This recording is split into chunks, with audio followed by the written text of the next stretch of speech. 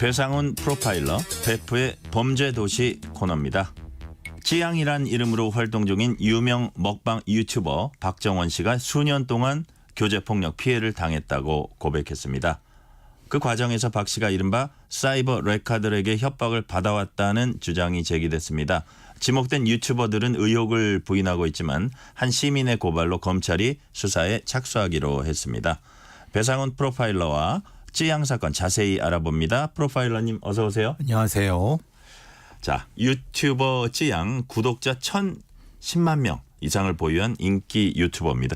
이 정도면 뭐 그냥 인기 유튜버라는 말로 되게 부족하네요. 1,000만 명이 넘으면. 원탑이죠, 원탑. 그렇죠. 원탑입니다. 그런데 지난 11일 오전 개인 유튜브 채널에서 전 남자친구에게 4년간 지속적인 폭행과 협박을 당했다. 그리고 방송에 따른 정상금도 제대로 받지 못해서 최소 40억 원을 뜯기기도 했다. 이런 내용 고백했습니다. 프로파일러님, 박 씨가 겪은 피해 사실 좀 정리를 해 주세요.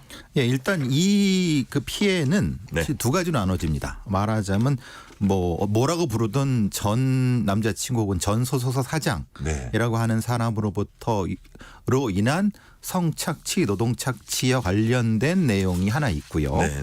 그 내용을 여기 말하는 다른 유튜버들이 그걸 빌미로 공갈로 뜯어내는 그 혐의 두 가지가 있습니다.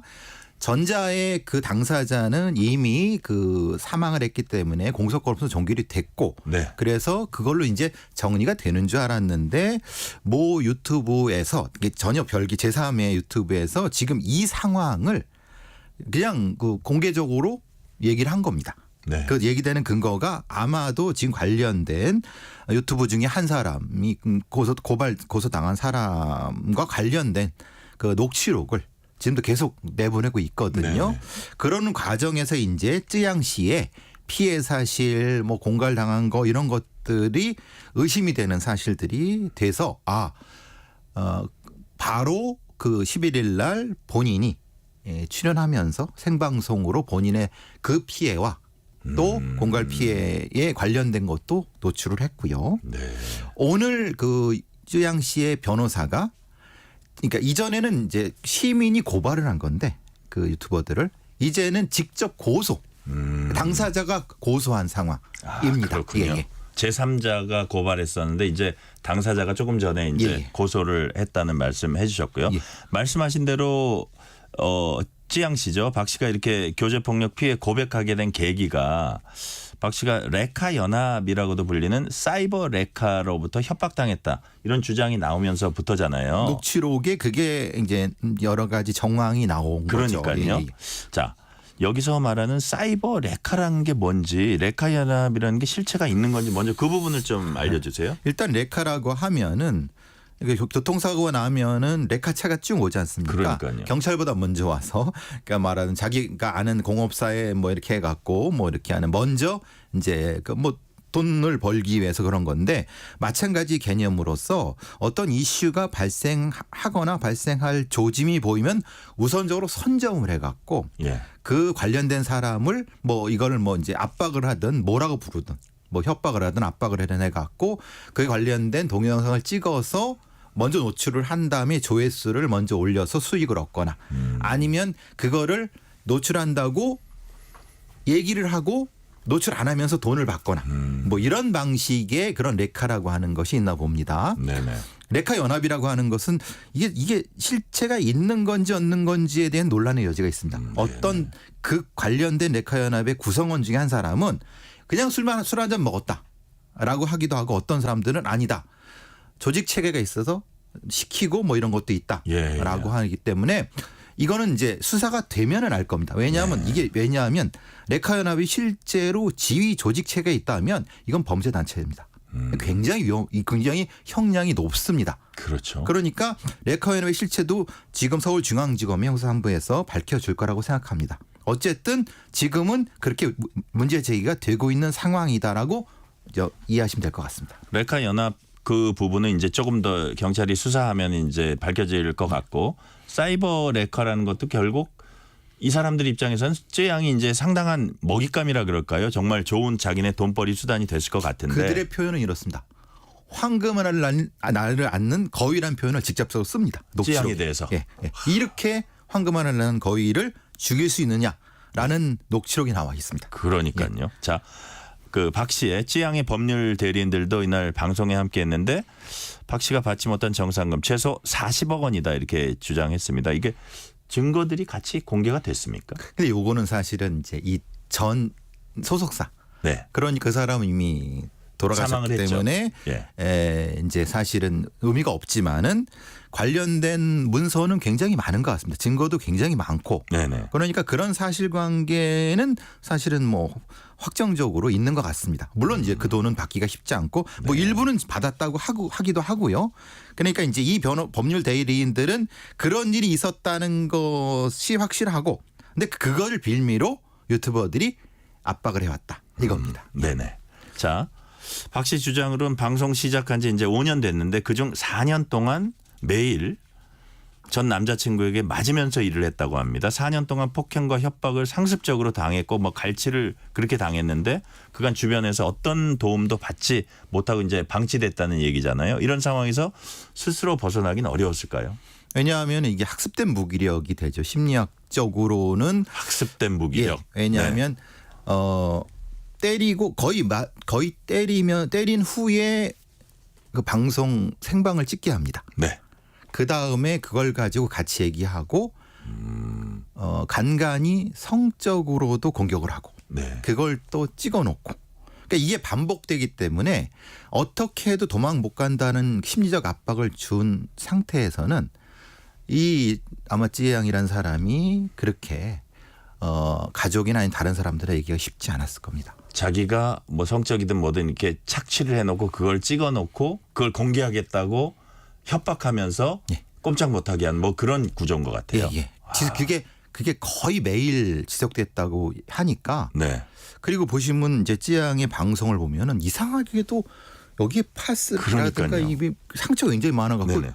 이게 사실은 굉장히 많은 분들이 걱정을 했거든요. 의아해했었죠. 예. 지금 그래서 제가 그 질문 지금 드리려고 그러는데 그 박 씨가 과거 올린 영상들 거기 보면 이제 말씀하신 대로 팔에 있는 멍자국, 밴드나 파스 붙인 모습 이런 게 폭행의 흔적 아니었나 이런 추측이 뒤늦게 이제 나오고 있는데 그렇다면 우리가 일반적으로 봤을 때 이 사람은 교제 폭력 당하는 피해자 아닐까 하고 짐작해 볼 수 있는 정황이랄까요? 이런 거 어떤 게 있는지 또 이런 사람들은 어떻게 주위에 도움을 요청할 수 있을까요? 기본적으로 이제 이런 여제 폭력을 당하거나 폭력의 일장 가스라이팅에 의해서 네. 압박당한 분들은 예. 정면을 주시하기가 쉽지 않습니다. 시선을 잘 못 맞춰요. 예. 그리고 조금만 다가가면 움찔합니다. 움찔해요. 왜냐하면 이게 뭐 어린 아이들은 로봇 증후군이라고 해갖고 학대당하는 아이들은 약간 우리가 따뜻하게 이제 안아주려고 하면 깜짝 놀랍니다. 이렇게 소스라치게 놀랍니다. 어른 같은 경우도 이런 게 나타납니다. 약간 움찔하는 움찔. 거 조금씩 나타납니다. 근데 그러고 상처가 있다. 이건 분명히 교제 폭력이거나 아니면은 뭔가 상당히 위험한 상황이란 걸 알 수 있죠. 심리적으로도 감정의 폭이 굉장히 높습니다. 그런 사람들 약간 이런 뭐라 그럴까 이 마음에 뭐라 그럴까 문턱을 낮춰져 가지고 이렇게 다가가는 방법이 있을 거 아니에요. 방법이 아무래도 있죠. 왜냐하면은 그 얘기를 이제 기본적으로 해야 되는데 주변을 많이 좀 주시를 살펴요? 합니다. 살핍니다. 왜냐하면 언제 나타날지 모르니까. 그러니까 약간 멀리 떨어져 갖고 안심을 시키는 방법은 주변에 있는 그래서 우리는 거리에 좀 멀리 있다. 누구도 가까이 못한다라고 하면서 이제 얘기를 듣는 방식이 가장 좋죠. 여기에 있는 법률 대리인이라고 하는 분들이 그걸 잘한 것 같습니다. 그렇군요. 자, 박 씨는 가해자로 지목된 전 남자친구 고소했는데 사건 진행되던 중 극단적 선택으로 사망했습니다. 때문에 말씀하신 대로 공소권 없음으로 전 남친 사건 그건 이제 종결이 됐고요. 자, 프로파일러님. 박 씨의 변호인 측에서 공개한 전 남자친구 녹취 음성 들어보셨다고 하셨는데 그 녹취에 나타난 가해자의 심리 어떤 거였는지 좀 분석을 해 주실 수 있으세요? 그 녹취 하나만으로는 사실은 뭐 분석하기 쉽지 않습니다만은 드러난 녹취로 봐서는 굉장히 뭐라거나 소리를 너무 크게 지릅니다. 그러니까 자기도 마치 비명을 지르는 식으로. 그래요. 그러니까 굉장히 흥분된 상태로 높이 하니까 자기도 하나 이게 연극판처럼 이게 운영을 합니다. 그럼 이제 피해자도 역시 그런 식으로 크게 비명을 지르게 합니다. 아, 그래요. 그러니까 이게 소리와 촉각각을 같이 하는 거죠. 그러니까 이제 자기도 그 상황에 빠져갖고 행위를 하는 방식의 가해자 심리가 되는 거고 네. 왜 이런 걸 하냐면 자기도 이걸 반복함으로써 이 착취 구조의 하나의 구성원으로서 네. 지속적으로 반복하는 심리를 가지고 있습니다. 네. 그러니까 그것을 사실은 깼어야 되는 건데 어쨌든 뭐 이게 뭐 다행히 이 찌양 씨는 여기서 벗어나서 다행입니다. 네. 자, 요번에 이제 지목된 유튜버들이 있습니다. 유튜브 채널명 카라큘라로 활동 중인 이세욱 씨는 협박 사실을 부인하면서 오히려 찌양님의 법률 대리인분들께서 자신의 억울함을 풀어주시길 간곡히 부탁드린다고 말했고요. 유튜버 구제역 이준희 씨는 저의 황금폰을 제출하고 검찰에 자진 출석하겠다고 했습니다. 이 씨는 찌양에 대한 폭로를 막으려 이중 스파이한 것이다 이렇게 주장했는데 이런 그 주장들이 검찰에서 어느 정도 먹혀 들어갈지 향후 수사에 어떤 영향을 미칠지 어떻게 보세요? 이런 행위 때문에 오늘 바로 네. 법률 대리인들이 고소한 이유도 그겁니다. 아, 그래요? 이런 식으로 사태를 물타기하고 호도하는 것을 보고 그대로 있으면 안 되겠다. 왜 그러냐면 고발 사건은 피해자가 자기 피해를 진술을 해야 됩니다. 예. 진술을 안 하면은 이 말한 수사 당국이 진행하기 너무 어렵습니다. 근데 그거를 빌미 삼아서 이 사람들이 아마도 그렇게 얘기를 하니까 이 법률 대리인 찌양과 법률 대리인은 그건 아니다. 명확히 해야 되겠다라고 해서 직접 고소를 하게 된 거고요. 그러니까 사실 오늘 구지혁 이 사람은 저기 출두를 해갖고 자기 변명을 했습니다. 뭐 틀어놓기도 하고 그건 이제 수사기관에서 분명히 밝혀줄 거고 네. 사실 조금 이 사람들의 그 뭐 말이 사실은 좀 이해가 되지 않습니다. 왜냐하면 분명히 많은 사람들이 그 녹취록을 다 들었거든요. 예. 일종의 범죄 모의 같은 걸 서로 했다는 거 우리가 다 들었거든요. 근데 그거를 조작됐다고 얘기를 하니까 뭐가 조작된 거죠? 그래서 이해가 잘 안 됩니다. 예. 그러니까요. 자, 레카 유튜버들이 이런 논란에 대해 해명하겠다며 올린 영상이 모두 높은 조회수 또 기록하면서 그들의 이제 돈벌이 수단이 되면서 박 씨에 대한 2차 가해성 콘텐츠로 다시 돈벌이를 하고 있다는 지적도 나옵니다. 예. 자, 근데 이런 사이버 레카로 불리는 폭로 유튜버들처럼 타인의 비밀 퍼뜨리면서 돈 버는 이런 게 사실 비즈니스 모델로 되게 자리 잡은 지도 오래됐다고 해요. 그래서 우리가 이거를 어떤 이렇게 통제하기 어려운 건지 또 이 과정에서 우리가 좀 그 사람들의 뭐 심리는 무엇인지 그런 걸 좀 분석을 해 주세요. 만약에 이제 이 찌양이라는 사람이 직접적으로 이런 들어왔을 때 네. 바로 경찰에 고소를 하거나 그랬다고 하면은 아마도 이렇게까지 못할 겁니다. 근데 이제 초기에 그냥 무마시키려고 아마도 했을 것이고 그 무마시킨 사람이 전 남자친구 그 가해자거든요. 그러니까 이 구조의 찌양은 자기도 모르게 빠져들어간 겁니다. 전 그 죽은 남자친구는 그냥 그걸 무마시키는 게 자기의 이익을 계속 그렇죠. 얻을 수 예. 있으니까. 그렇죠. 네네. 사실은 그렇지 않았다고 하면은 찌양 씨 이익을 위해서라고 하면은 사실은 이거를 경찰에 고소하고 명명하게 밝히는 게 낫죠. 예. 그러니까 말하자면 이렇게 약점을 한번 물어버리면은 이런 사람들은 그걸 가지고 계속 정확지 않은 애매한 사실을 가지고 지속적으로 조회수를 올립니다. 그것이 이 사람들의 방식이기 때문에 근데 문제는 그겁니다. 이게 명확히 불법인지 아닌지를 판단하기 쉽지가 않습니다. 왜냐하면 애매하게 얘기를 하거든요. 아, 그래요. 예. 자, 그리고 예. 그런 부분들 한 말씀 더 하시죠. 예. 그리고 이제 오늘 나온 얘기도 그겁니다. 가짜 어떤 인물을 또 거기 노출시켜 갖고 마치 자기와 찌양이 뭐 합의했다는 둥 이런 식으로 그게 팩트인지 아닌지 이걸 듣는 사람들은 모르죠. 그러니까 또 조회수가 올라가는 겁니다. 그러니까 그거를 자기도 피해 가면서 사람들의 궁금증도 유발하면서 예. 돈도 벌면서 예. 그래서 제가 여쭤보려고 그랬던 게 뭐냐면 사이버 레카들에 대해서 명예훼손이나 정보통신망법 위반으로 이제 처벌할 수 있지만 대부분 벌금형에 그치고 이게 선방망이 처벌 아니냐 이런 지적도 나와요. 그게 그렇게 애매하게 하기 때문에 쉽지 않다는 건가요? 그냥 처벌이? 구분하기 쉽지 않죠. 아, 그래요? 피해 범위라든가 아니면 가해의 의도성도 애매하고 증거 찾기가 쉽지 않고 왜냐하면 유튜브는 외국 회사니까 네. 그러니까 대부분은 벌금형 인신구속이 안 되거든요. 그러니까 이 사람들도 뭐라고 하냐면 뭐 이렇게 해봤자 300만 원밖에 더 벌금 받아? 실제로 수익은 3천만 원인데. 예. 그러면 이게 계속 하는 거예요. 그렇게 되는 거죠. 이 구조가 그겁니다. 그래서 방송통신위원회가 선정적이고 폭력적인 콘텐츠로 돈 버는 유튜버들에 대한 대책 마련해야 한다 이렇게 밝혔고 사전 규제에 대한 입법론이 시작해야 한다는 지적도 일각에서 나오는데 근데 이제 사전 규제한다면 이게 어떤 부분을 사전 규제한다는 건지 그리고 이와 관련해서 이게 프로파일러님이 좀 조언하고 싶으신 부분이 있으세요? 아무래도 이제 유튜브 채널 회사에서 네. 우리의 방송통신심의원회 유리 위원장님도 그런 말씀하신 것처럼 어떤 특정한 단어나 특정한 것이 반복되면은 아예 그 수익을 못 올리는 구조라든가 IP 차단이라든가 이런 것들을 말씀하시는 것 같아요. 예. 아주 근데 조심스럽게 접근해야죠. 왜냐하면 이게 완전히 표현의 자유를 억누를 수 있는 거니까요. 예, 예. 그렇지만은 적어도 구글이라는 회사와 우리나라의 방송통신심의원회가 접촉을 통해서 뭔가 대안을 찾을 필요는 있는 것 같습니다. 네. 자, 문자 잠깐 보고 가겠습니다. 예스님이 찌양 어떻게 폭행을 당하면서도 방송을 했을지 잘 이겨내기를 응원합니다. 925 하나님이 그간 교제폭력을 당했다는 사실도 충격이었지만 이것을 빌미로 협박을 하는 유튜버들이 있다는 것도 충격이었습니다. 이제라도 밝혀져서 다행입니다. 좀 더 명명백백하게 밝혀졌으면 좋겠고요.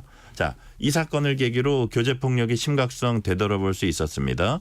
최근 교제폭력 피해자 유가족들이 정책관담회에서 수사 재판 과정의 2차 피해 공유하며 제도 개선을 이제 호소하기도 했다고 하는데요. 이게 이 반의사 불벌죄에 해당이 되나요? 그렇죠. 왜냐하면 교제폭력이라는 것은 법에 없습니다. 네. 그러니까 교제폭력이라는 게 없기 때문에 그냥 폭행이 되는 거죠.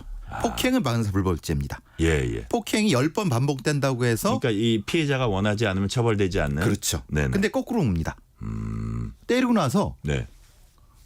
합의를 하라고 하는 거예요. 수사 안 합니다. 네. 그러니까 이제 말하자면 더 보복 폭행이 되는 거죠. 그러니까요. 또 문제는 뭐냐면 지역 사회에서 가족이나 이런 사람들은 신원을 알고 있습니다. 그러니까. 그러니까 가해자 가족 집단이 피해자 가족 집단을 또 가해하는 어디 주소도 알고 다 번호도 알고. 얼굴도 알고. 그러니까요. 특히 이게 어떤 학교라든가 이런 네트워크가 돼 있다고 하면 피해자 가족은 영원히 피해자 가족이 되는 겁니다. 그러니까요. 제가 그래서 지금 드리려는 질문이 유가족들이 가장 많이 걱정하시는 게 바로 보복입니다. 또 이제 그 피해 가족들이 가장 많이 걱정하시는 게요. 피해자와 가해자는 이제 연인이라든지 굉장히 친밀한 관계인 경우이기 때문에 가해자가 이제 본인과 가족들의 집 주소, 연락처 이제 아는 경우 많습니다. 그래서 보복이 두려워서 실제로 처벌을 원하지 않는다 이렇게 말하는 경우가 많은데 실제로 많죠.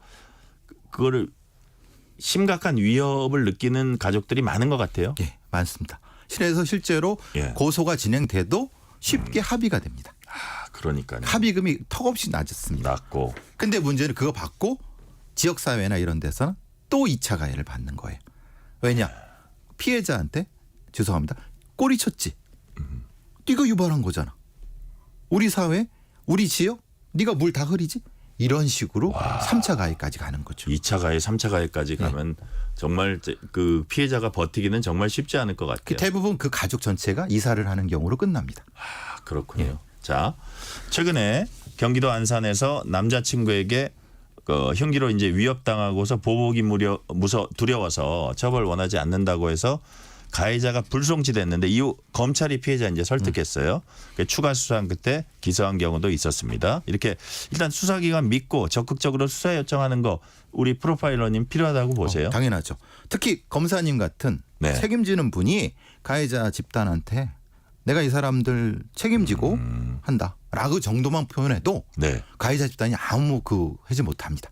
그러니까 우리 피해자나 피해자 집단은 적극적으로 우리 수사기관을 믿고 네. 우리 검사님들을 믿고 경찰을 믿고 적극적으로 대응해야지 언제까지 도망 다닐 수 없습니다. 네네. 도망 다니는 것 자체가 스스로에 대한 인정하는 꼴이 되는 거죠. 그러니까요. 이 과정에서 수사기관은 어떤 점을 유념해서 또 수사를 해야 할까요? 어떤 또 불가피한 형태가 아니라 하더라도 그 신원은 노출하면 안 됩니다. 말하자면 전화번호, 주소 같은 경우는 그러니까요. 아주 불가피한 경우를 빼고는. 예. 자, 마지막으로 질문 하나 드릴게요. 자, 유튜버 찌양 박 씨의 법률 대리는 박 씨가 현재 방송 이후에 변호인과도 연락하기 어려울 정도로 거의 무기력한 상태다 너무 힘들어한다고 전했습니다. 이렇게 박 씨처럼 무기력하고 힘든 상태에 있는 교제 폭력 피해자들 위해서 조언 한 말씀 해주세요. 예. 조금만 버티십시오. 조금만 버티시면 좋은 날이 옵니다. 그래요. 지금이 계속되지 않습니다. 그리고 가해자는 영원히 가해자가 될 수 없습니다. 당당하게 고개를 들고 있으면 가해자들이 스스로 고개를 숙이게 됩니다. 그거를 버티시면 버틸 수 있습니다. 네. 그걸 또 주변에서 도움을 주셔야 되는 거고. 수사기관을 또 믿어야 된다 그런 말씀이시죠. 그렇죠. 예. 네. 근데 이제 수사기관도 뭐 워낙 보호해야 될 사람들이 많으니까 그 보호하는데 조금 더 유념을 많이 해줬으면 좋겠어요. 이렇게 또 여론도 있고 그러니까 함부로 또 그렇게 쉽게 못하죠. 예. 네네. 자, 오늘은 여기까지 말씀 듣겠습니다. 베프의 범죄도시 배상훈 프로파일러였습니다. 감사합니다. 감사합니다. 뉴스레터 K 1부 순서 마치고 2부가